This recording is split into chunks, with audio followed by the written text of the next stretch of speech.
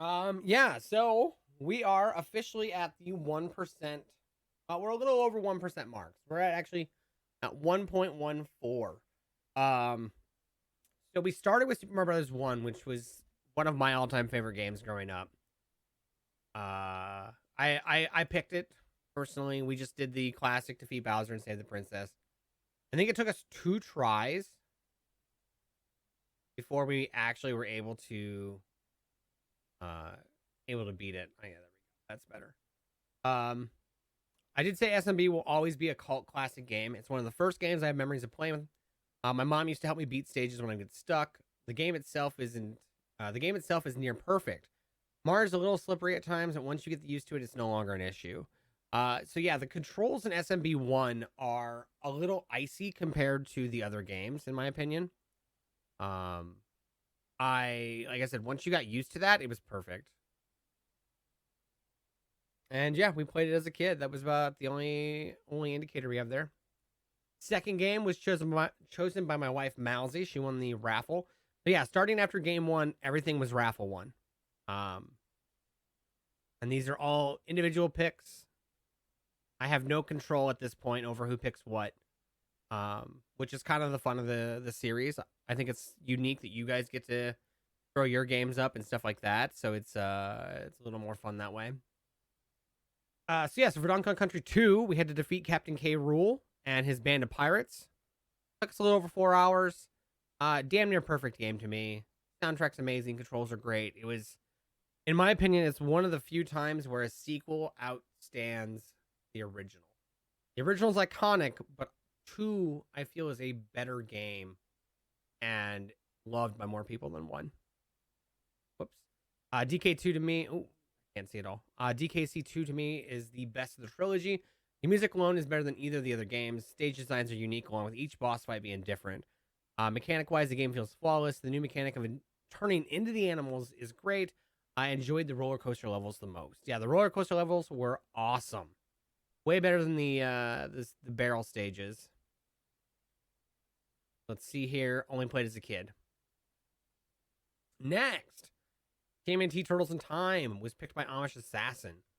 Our goal there was to travel through time and defeat Shredder. I had this as a kid. I played it. This is the first time ever beating it for me. I have never beaten the game. I did give it a 7 just because of the fact that it felt arcadey and they did not intend you to beat it.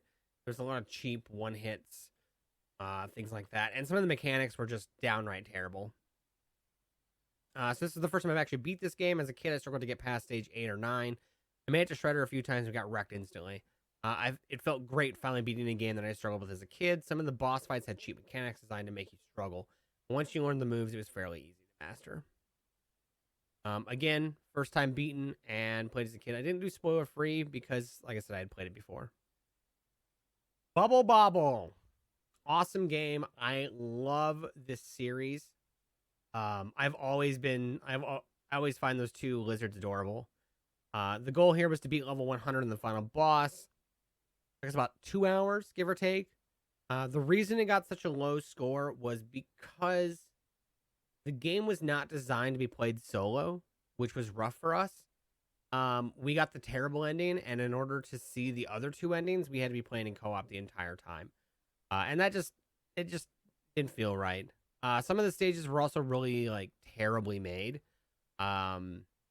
They you had to just try to glitch yourself through the walls half the time, and it just didn't feel complete to me.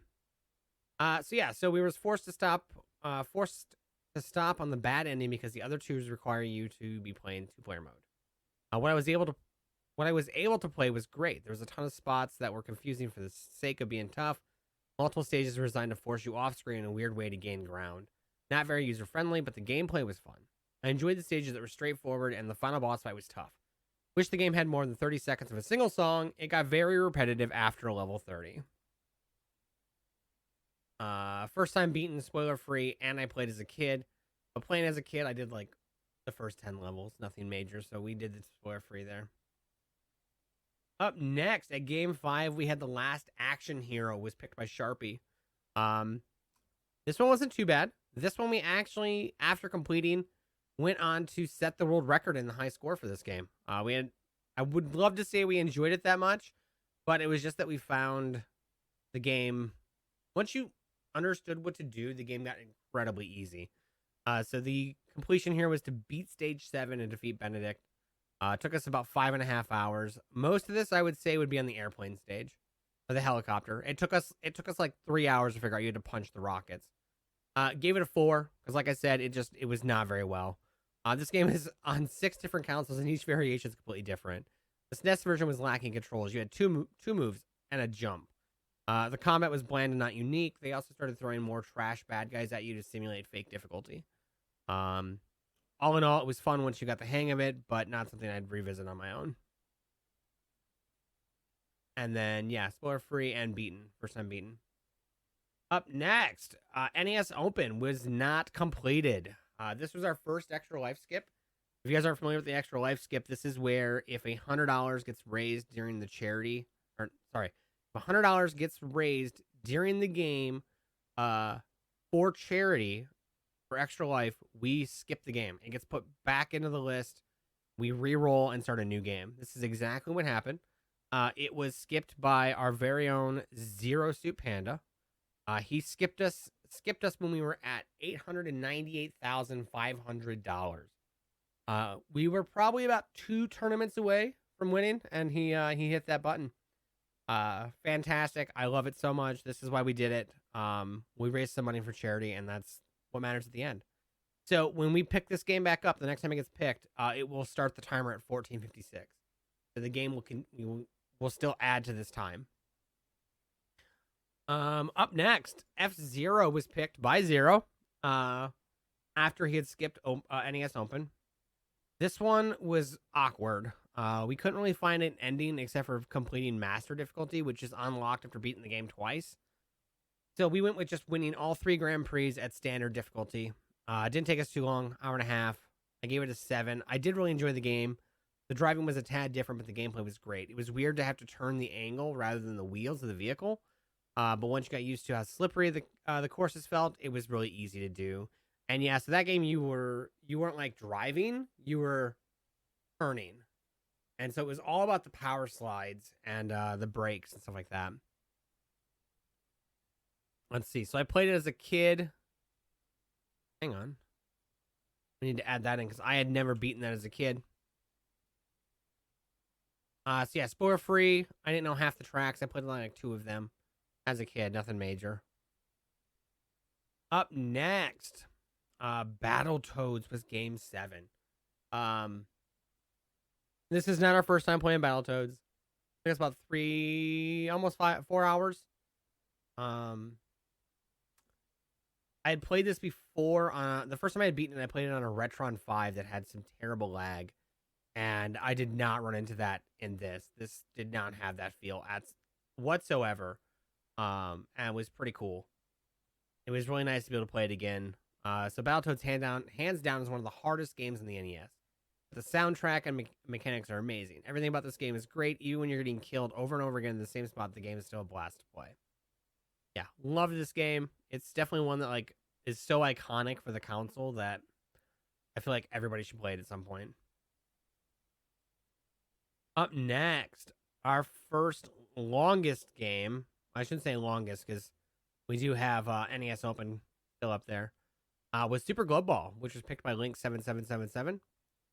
First time we were playing this, we did attempt to play it with the Power Glove, which lasted about 40 minutes. My hand got tired, and the game was just so glitchy with it that like it kept bouncing around. I did not realize that this was like a breakout / dungeon crawler when we dove into this, and I loved it. We're going to get the maps uploaded to this doc. I'm going to have Malzy scan them and get them uploaded here for you guys to see. But we had to make hand-drawn maps to figure out where we were going. It was so cool. This game was really unique. I wasn't expecting what I got. Not only is it a breakout style game, but there's an RPG dungeon crawling aspect to it. We spent so much time being lost and wandering around. We had to hand draw maps so we didn't get lost and had a way back if we died. Again, first time beaten, and it was spoiler free, but I had not played it as a kid. It was a brand new game to me. Up next, Tetris Attack, picked by Zero Suits Panda. This one had credits at the end of stage clear and the credits at end of verses. So we did both difficulties of this. I gave it a 6, just because of the fact that the later stages were just super fast for no reason. And like, I'm not talking like, oh, I can't like, read because the screen's scrolling too fast. No, I'm talking as in like, if you don't get a 4 combo move in the first 5 seconds, it's over. Like it's kill screen Tetris fast. There's just no need to be that way to simulate a fake difficulty in a game that should be a fun puzzling game. So this was this was a cool take on an original Tetris game. I really enjoyed playing it. The last few stages were so fast it almost felt like you were dependent on RPG from the start. The Bowser fight took us so long to complete if you didn't get a time stop combo in over 2 seconds. So Versus wasn't terrible, but that Bowser fight and stage 6-5 were just terrible. First time clearing, or first time beating, and a spoiler-free game. So for these last ones, I don't have comments on yet, so we'll just talk about them, and then I will fill the comments in later. So let's see. Number 10, David Crane's Amazing Tennis. Let me tell you, the only thing amazing about this game is that David Crane made it, and it's complete garbage. This game was so bad. The only true credits, I wouldn't even call them credits. The only true ending to this game was getting the tournament win, which was just getting you a trophy, and that was it. There was no other aspect to it whatsoever. It took us so long to get a decent tournament lineup that we ended up having to find a cheese where we could spike the ball past the top tier opponents. Because the way the tournament worked is that everybody was spread out, but there are 4 ranked opponents that are just so freaking difficult to beat. That no matter what happened, you always ended up against one in the second round out of the 4 rounds. And so, we ended up getting lucky after finding the cheese. We didn't face a single one of them in our bracket. We fought 4 level 2 characters rather than the level 1 characters. It was, for a tennis game, it wasn't terrible. I'd love to play it versus, like, with 2 people. I think it'd be kind of fun. But the backcourt was really bad. It was hard to see where you were and to get the spike setups. But after tennis, we got rewarded with a better game from Sharpie, Battletoads and Double Dragon, the ultimate team up on the SNES. Our winning condition was to defeat Shadow Boss and Dark Queen. I had heard of this game, but I'd never played it before. This is my first time. Coming off of beating Battletoads like 5 games before, we were kind of familiar with the the controls, the mechanics, and kind of like the all-around idea. This game did not take us long to beat. Compared to its counterpart, Battletoads, this was nowhere near as difficult. It took us 2 hours. I think it was like our third or fourth run in. We beat it pretty fast. First time clearing and spoiler free. Nobody ruined the game for us. I did enjoy this a bit more than the NES version.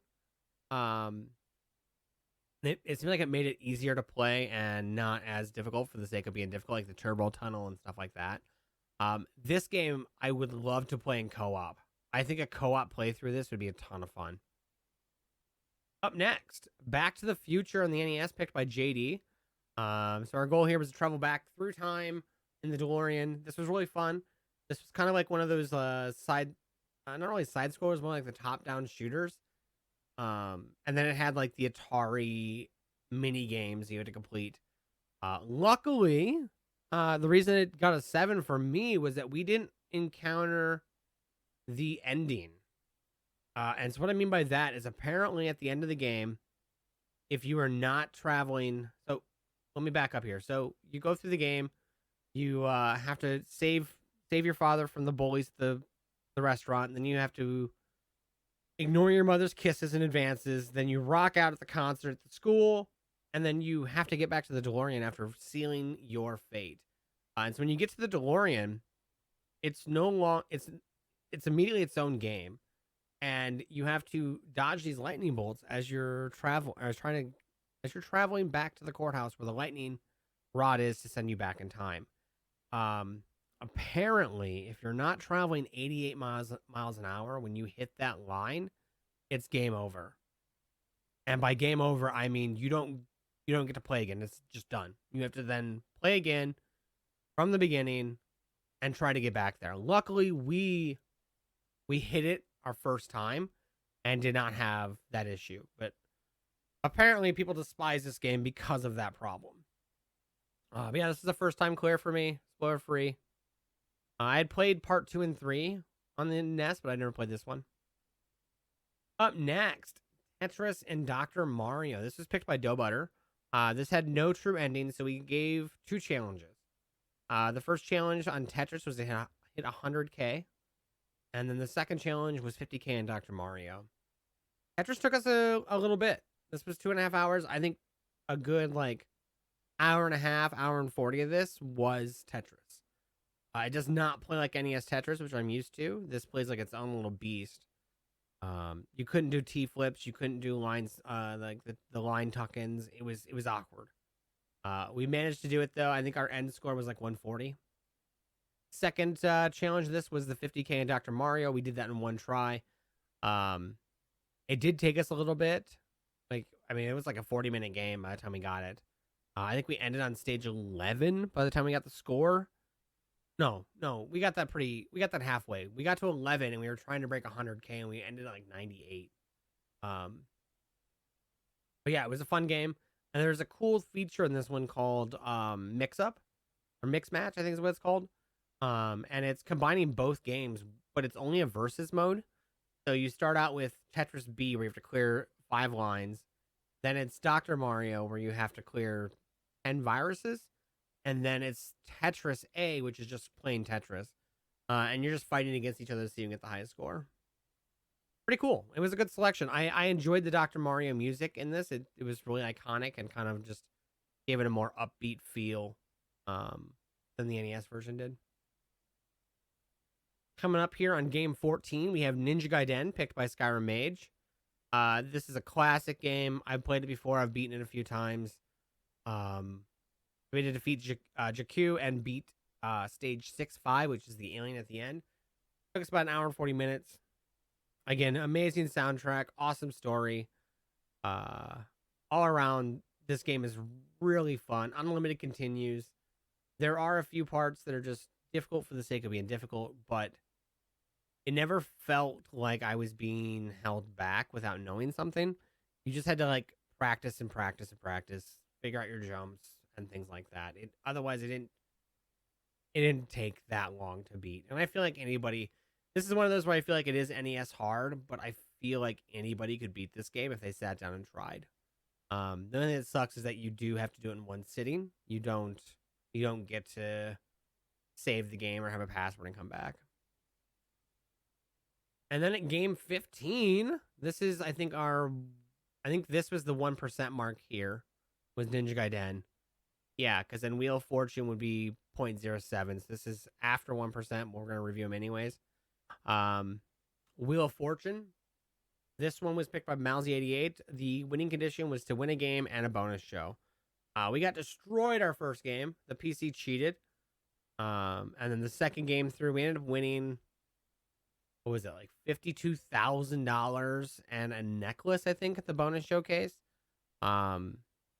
We got lucky and landed on the 2,500 square or something like that. And I think we picked an R and got 4 or 5 of them, plus the bonus money and the puzzles. And it was a ton of fun. I enjoyed it. I thought it was going to take us longer, but I didn't. I did not play this version, so this was brand new to me. I played an NES version, but that's about it. And the last game in our review here is going to be Super Spy Hunter, picked by Mother Brain. This was fun. I did not know about this game. So I knew about original Spy Hunter, the arcade game and then the NES game, but I did not know about Super Spy Hunter. This was a really fun shooter. So you were driving a car. It had some amazing aesthetics, the gameplay, the stage design, the music. It was all perfect. The only issues with this was there's a few parts where a couple of the jumps required you to be doing precision things, or a lot. I wouldn't say a lot. I'd say three of the 7 bosses had insta death moves to you that just made the game feel pointless and difficult for the sake of being difficult. But other than that, I thought it was amazing. It's a game I did not know anything about, brand new to me. First time beating it. It took us, what was it, like 4.5 hours? Yeah, 2 hours of this was the first time playing it. And getting to stage 6 and having to stop and then having to redo it this morning to get back that progress. But the final boss fight was tough. He had so many things shooting at you, plus an insta-death move. It was really hard to navigate that screen. I'm pretty sure we beat it with 0 hits remaining. Like we were about to die. I don't think we had any HP left. But yeah, that's our 1% wrap up. Pretty cool. I'm excited to see what the next 1% brings. Starting off is going to be Dragon Warrior, picked by BPN. I've never played this before. I know of it, but I've never actually played it. So I'm excited to have our first RPG in the series.